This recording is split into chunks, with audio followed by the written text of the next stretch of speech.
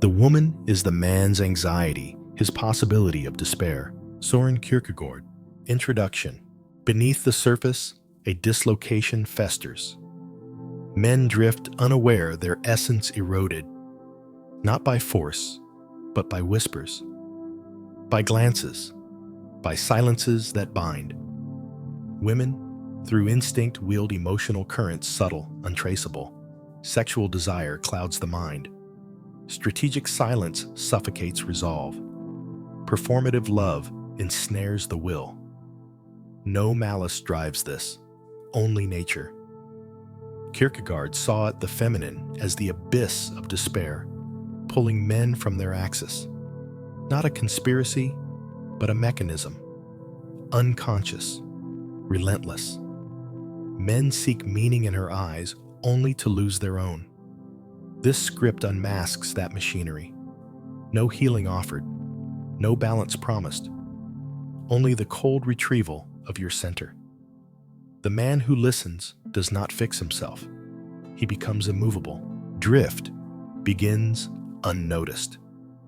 A man stands firm in his purpose, yet something pulls. Not a chain, but a current. Subtle, unseen. Women wield this force, not with intent, but instinct. Their presence shifts the ground beneath. Kierkegaard knew the immediate is the enemy of the eternal. Immediacy of her gaze, her voice, her touch dislocates. A man seeks her approval, loses his axis, not through violence, but suggestion. Emotional currents, fluid and formless, erode his resolve. He does not see it, believes he chooses freely. Wrong. Her tears demand his strength. Her laughter claims his focus. Her needs rewrite his path.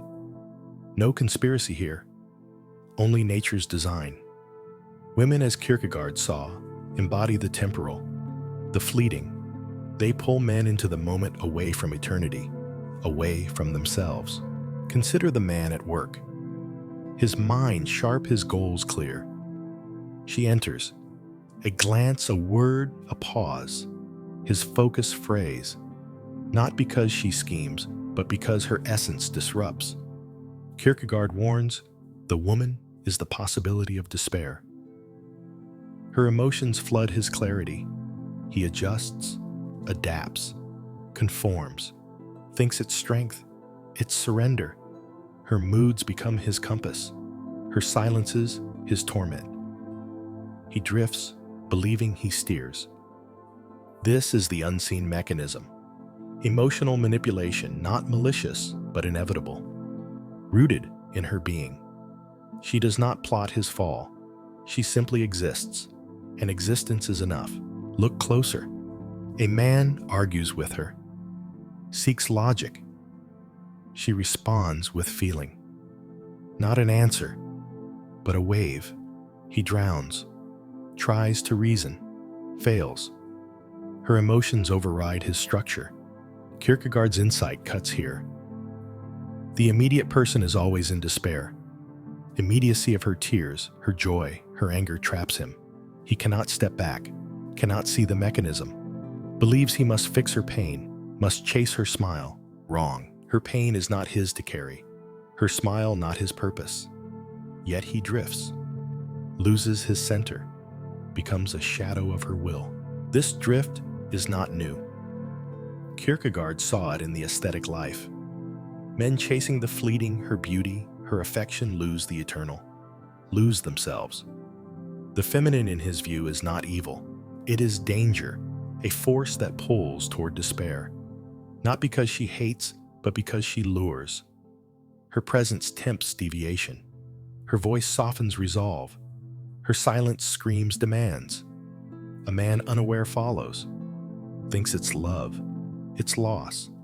Kierkegaard's philosophy exposes this, the woman as the immediate fragments the man's unity, splinters his essence. He becomes a servant to her chaos, not by choice, but by drift. No healing offered here, no call to reflect.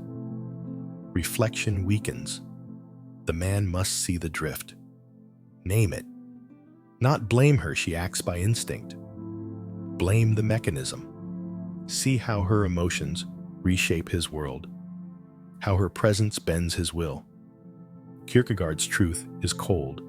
To exist is to be in despair. But despair can awaken. Not to fix, but to resist. To pull back the axis. A man once aware stops chasing her tides, stops bending to her storms, stands still. Not to love better, not to harmonize, to reclaim what was lost. The drift ends when he sees it, when he refuses to move. Desire binds, not with iron, but with fire. A man sees her. Pulse quickens. Mind clouds. Her form, her movement, her scent ignites. He believes, he pursues. Wrong. She commands, not with words, but with existence. Women wield sexual desire, instinctive and unrelenting. No malice drives this, only nature. Kierkegaard saw it. The sensual is the immediate, and the immediate is despair. Her body, her allure becomes his cage. He chases, loses his axis, thinks it's freedom, it's servitude. Desire, her weapon, reshapes his will, rewrites his purpose, chains him to the fleeting. A man walks his path, focused, driven. She appears. A curve, a glance, a laugh. His blood stirs, thoughts scatter. Kierkegaard's warning echoes. The aesthetic life is the life of despair. Aesthetic, her beauty, her sensuality pulls him from eternity, from himself. He wants her, believes it's his choice. Wrong. Her presence triggers instinct. His body betrays his mind. She does not scheme, does not need to. Her form is enough. Her eyes, her lips, her touch, silent commands. He obeys, adjusts his life, shifts his goals, all for desire, all for her. Consider the mechanism. She moves closer. His heart races. She steps back. His resolve cracks. Not deliberate, but devastating. Desire clouds judgment. He risks everything. Time, ambition, clarity for a moment. For her. Kierkegaard's insight cuts deep. The sensual reduces man to the moment of her gaze, her touch, her promise. He sacrifices the eternal for the immediate, sacrifices himself. Her allure, unintentional, becomes his prison. He cannot see the chains, believes he's free, believes he's strong. Wrong. Strength fades in her shadow. Freedom dies in her embrace. Look at the man in love. He calls it passion. It's possession. Her body, her desire dictates his actions. He works harder, risks more, not for himself, but for her. To win her, to keep her. Kierkegaard exposes this. The immediate is the enemy of the infinite. Her sensuality, immediate and consuming, drowns his infinite, his purpose, his essence. He becomes her servant. Not because she demands, but because he craves. Desire, her tool, bends him, breaks him. He drifts from his center, becomes a shadow of her wants. This is not her fault. No villainy here. Women act binding. Their allure, their power flows naturally. Kierkegaard's philosophy reveals the trap the feminine as the sensual lures men into despair. Not through hatred, but through temptation. Her beauty promises meaning. Her touch promises life. Lies. Meaning lies within. Life lies in the eternal. Yet men fall, chase her form, lose their axis. Desire's chains tighten, invisible but unbreakable. A man unaware becomes her captive, thinks it's love, it's loss. No call to fix this. no plea for balance. The man must see the chains, name them. Not blame her, she follows nature. Blame the mechanism. See how desire distorts, how her allure enslaves. Kierkegaard's truth is stark. To live in the sensual is to live in despair. But despair can awaken. Not to love wiser, not to heal, to resist. A man once aware stops chasing her fire, stops bending to her pull, stands firm, not to please her, not to win her, to reclaim his will.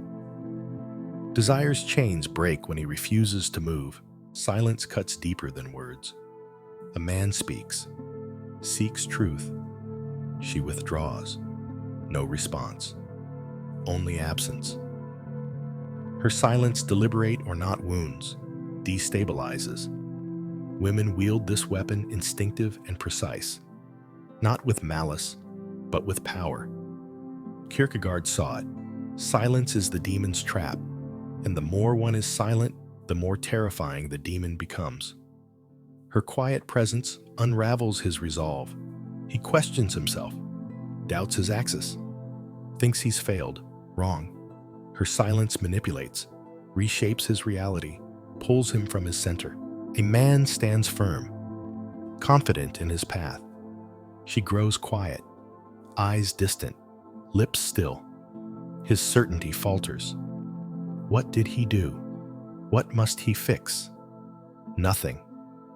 Her silence is the mechanism, not planned, but potent. Kierkegaard's warning stings. The immediate person lives in the moment, and the moment is despair. Her silence is that moment. It demands his attention, consumes his thoughts. He chases answers, adjusts his stance, alters his being, all to break her quiet, all to please her. He drifts, loses himself, believes it's his fault, it's her power. Consider the argument.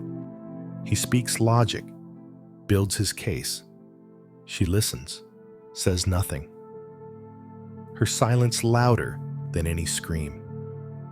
He stumbles, repeats himself, begs for response.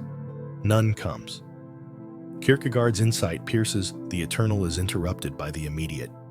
Her silence, immediate and crushing, interrupts his eternity, his purpose, his clarity. He fills the void with his own fears, his own doubts. She does not need to speak. Her absence speaks, controls. He bends, not to her words, but to her quiet, becomes her servant, thinks it's strength, it's surrender. Look at the man waiting for her call, her message, her approval. Silence stretches. Hours become days. His mind churns. Did he offend? Did he fail? No. Her silence is strategic, not always conscious, but always effective. Kierkegaard exposes this. In silence, the individual is isolated, and in isolation, despair. Her quiet isolates him, traps him in his own head. He rewrites his actions, questions his worth. All for her, all because she withholds. Her silence, her weapon, breaks him without a word. He drifts further, loses his axis, becomes a shadow of her absence. This is not her crime. No scheming here. Women wield silence by instinct. Their quiet, their withdrawal flows naturally. Kierkegaard's philosophy reveals the danger, the feminine as the immediate destabilizes through absence. Her silence promises answers. Her distance promises meaning. Lies. Answers lie within. Meaning lies in the eternal. Yet men crumble, chase her response, lose their center. Silence's blade cuts deep, invisible but relentless. A man, unaware, becomes her captive, thinks it's love, it's loss. No plea for harmony, no call to reflect. The man must see the weapon, name it. Not blame her, she acts by nature. Blame the mechanism. See how her silence twists, how her absence controls. Kierkegaard's truth is cold. To exist in the immediate is to exist in despair, but despair can awaken, not to fix her quiet, not to win her voice, to resist. A man once aware stops chasing her silence, stops bending to her void, stands still, not to appease her, not to understand her, to reclaim his resolve. Silence's power ends when he refuses to listen. Love deceives, not through lies but through theater. A woman's affection, her tears, her warmth, her promises binds, enslaves.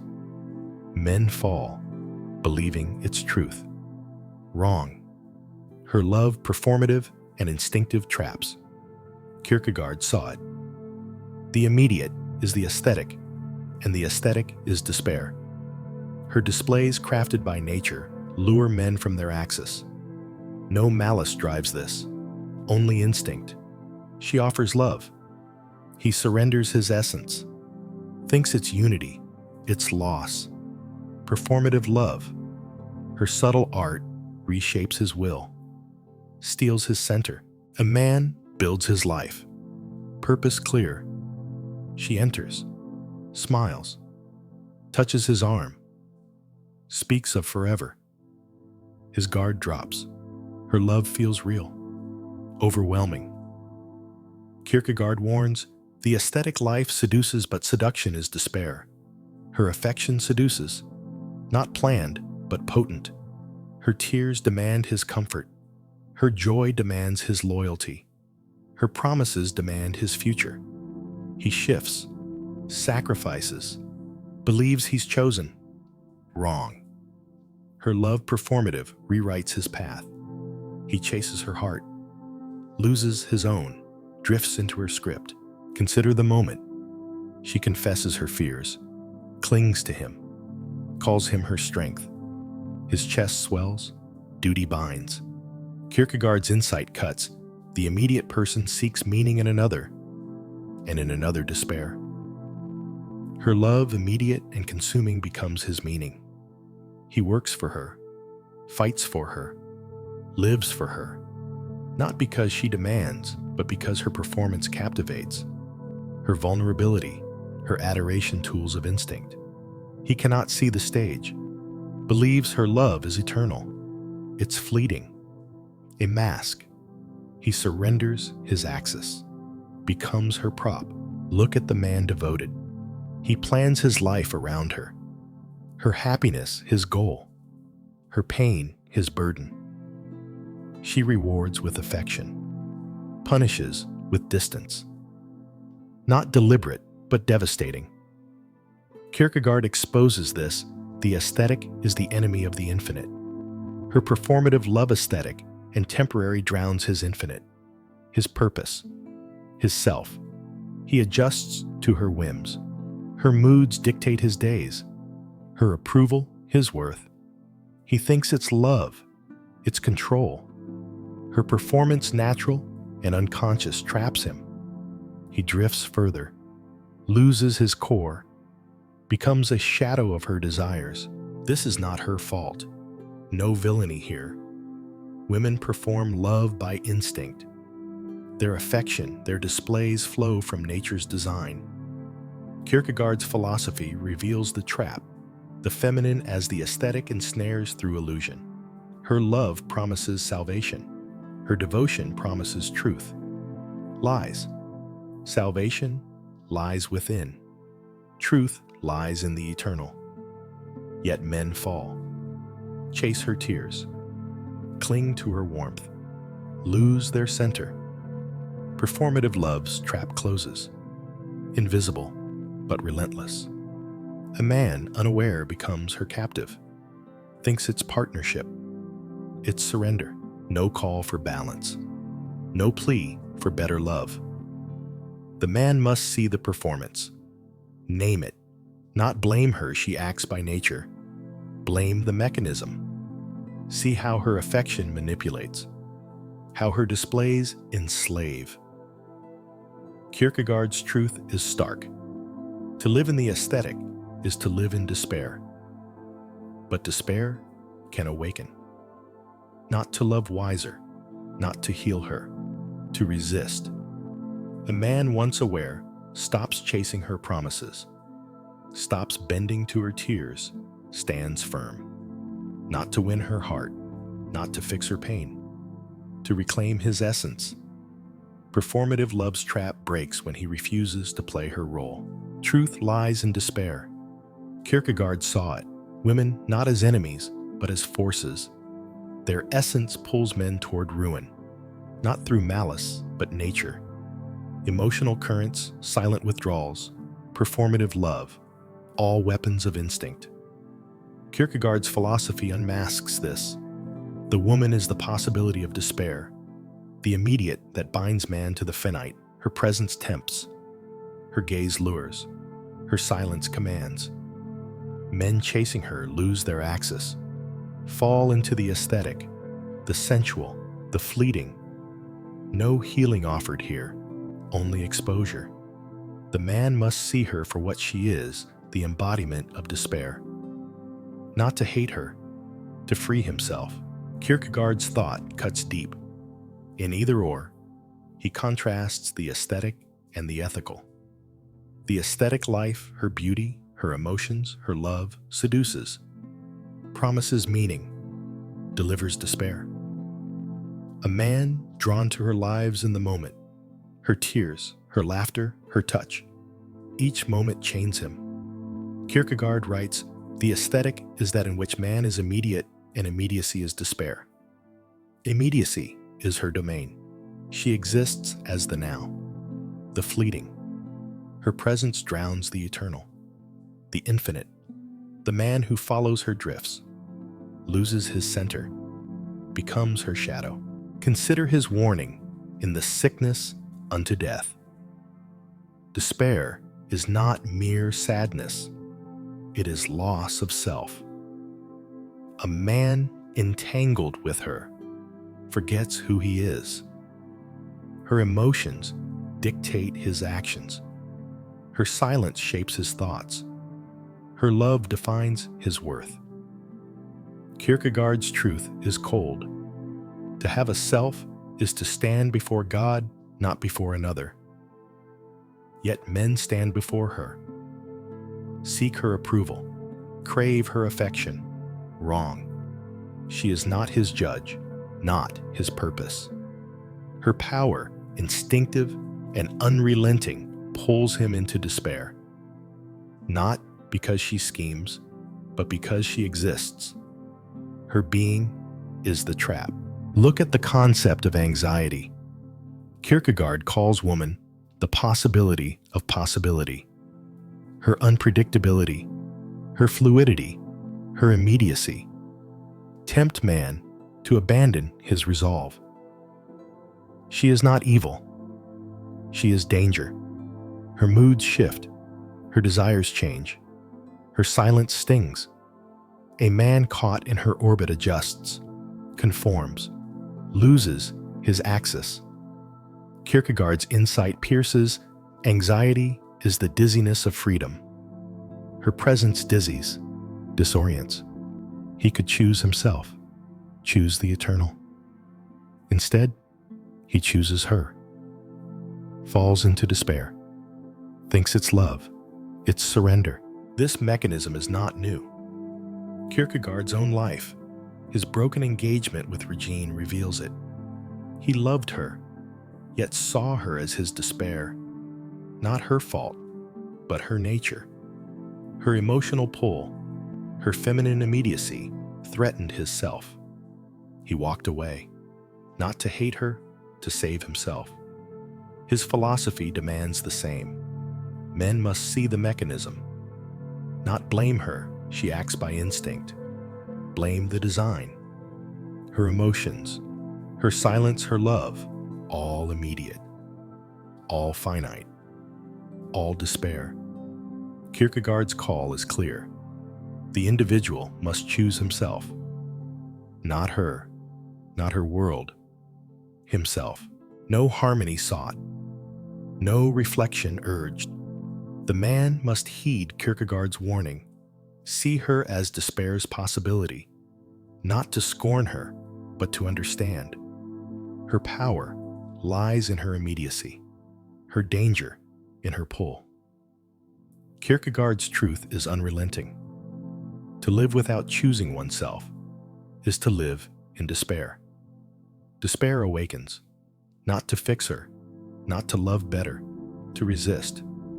A man once aware stops chasing her moments, stops bending to her tides, stands before the eternal, not to please her, not to escape her, to become himself. Kierkegaard's warning lights the path. Only the blind ignore it. No more drift, no more chains. Women manipulate no longer, their gaze, their touch, their silence powerless. A man awakened stands firm. Kierkegaard's truth burns. The self is the relation to itself, not to another. Her emotions no longer pull. Her desires no longer bind. Her love, performative and fleeting, no longer defines. The axis returns, centered, unshakable. Not through healing, not through harmony, through defiance. The man reclaims his essence, becomes the immovable center. Love is not necessary, only existence, only will. Her tears fall, they stir nothing. Her silence stretches, it commands no response. Her beauty shines, it lures no chase. Kierkegaard's call echoes, choose yourself, and you choose the eternal. The eternal is not her world, not her whims. The man once lost in her tides now stands apart, sees the mechanism, names it. Emotional currents, strategic withdrawals, sensual promises, all exposed, all powerless. She acts by instinct. No blame falls on her. The fault lies in the design, in nature's trap. He steps free, not to hate her, to be himself. Look at the man reborn. He works, not for her approval, but for his purpose. He speaks, not to fill her silence, but to claim his truth. He exists, not to win her love, but to stand before the infinite. Kierkegaard's warning heeded. Despair is to lose the self, and to choose the self is to live. He chooses, rejects her script. Her performance no longer captivates. Her absence no longer wounds. Her presence no longer sways. The axis, once fractured, now whole, unmoved by her chaos, untouched by her fire. This is no call to love better, no plea for balance. Love is a chain, a distraction. The man, as Kierkegaard demands, becomes his own relation, stands alone, not in loneliness, but in strength. Her gaze, once a mirror, now reflects nothing. Her touch, once a command, now passes through. Her retreat, once a weapon, now meaningless. The mechanism, emotional, sensual, silent, lies broken. She cannot manipulate what refuses to bend. He is no longer programmed, no longer hers. He is. Defiance marks the path.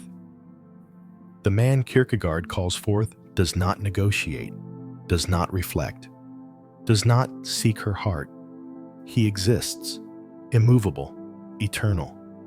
Her power rooted in the immediate fades before his resolve. The feminine, as despair's possibility, holds no sway. He sees her, understands her, moves past her, not to conquer, to be free. The center holds, unshaken by her storms, unswayed by her promises, unbound by her love. This is where the lesson ends for those who only seek part of the truth. If you still want to know why everything you believe was programmed beforehand, then the next video is not for the weak.